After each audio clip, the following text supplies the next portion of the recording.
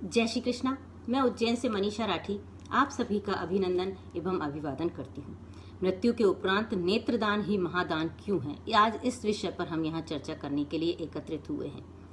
सृजन करो तुम इन आंखों का, देकर दृष्टिदान, मिट्टी में मिलती काया का, नहीं कोई इससे बड़ा सम्मान, नहीं कोई इससे बड़ा सम्मान। जी हाँ, मृत्यु के उपरांत इस शरीर को तो नष्ट हो ही जाना है, किंतु आत्मा हमारी अमर है।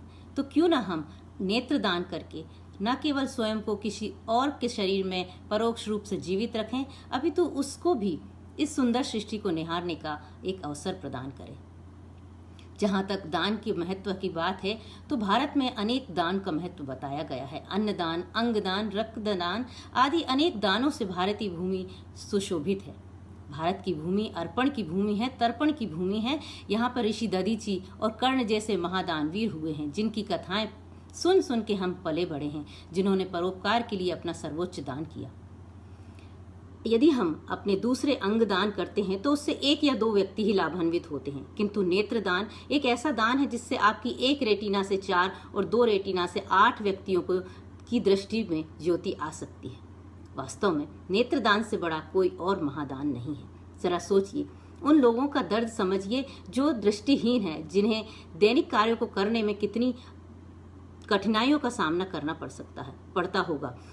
हम उनका कष्ट अपनी आंखों पर पट्टी बांधकर महसूस कर सकते हैं। जरा करके देखिए अपने दैनिक कार्यों को आंखों पर पट्टी बांधकर, तो हम उनका दर्द समझ पाएंगे कि उन्हें कितनी लाचारी और कितनी कठिनाइयों का सामना करना पड़ता होगा।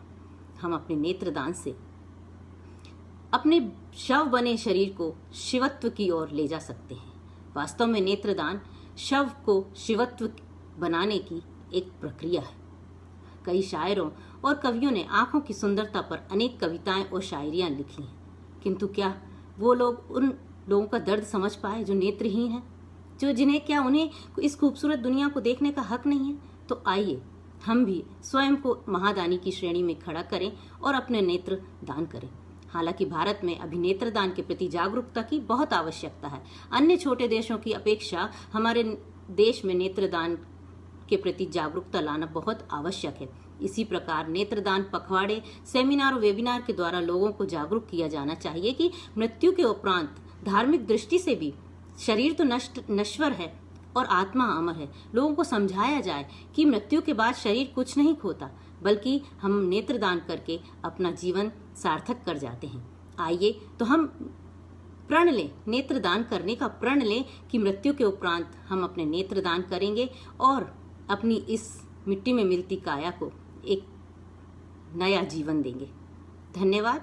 जय श्री कृष्णा। मैं उज्जैन से मनीषा राठी।